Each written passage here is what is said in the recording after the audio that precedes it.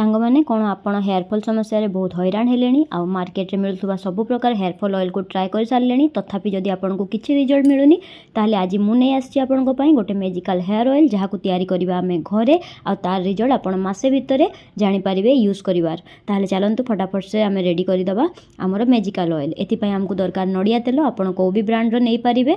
ता सहित हमको दरकार कैस्टर ऑयल माने जोड़ा तेल एता को आपण नडिया तेलर 3/4 क्वांटिटी नेबे। ता सहित हमको दरकार रेड ऑनियन ताकू आपण स्लाइस से काटी नहीं जिबे। ता सहित हमको दरकार कला जीरा माने ब्लैक सीड एटा को 2 चम्मच नहीं जिबे। ता सहित 2 चम्मच आपण को नहीं जिबा को हबो मेथी आपण नहीं जिबे बंच ऑफ करी लिव्स माने भृसुंगा पत्र और ता सहित रेड कलर रो मंदार फूल 5-7 टा आपण नहीं पारिबे।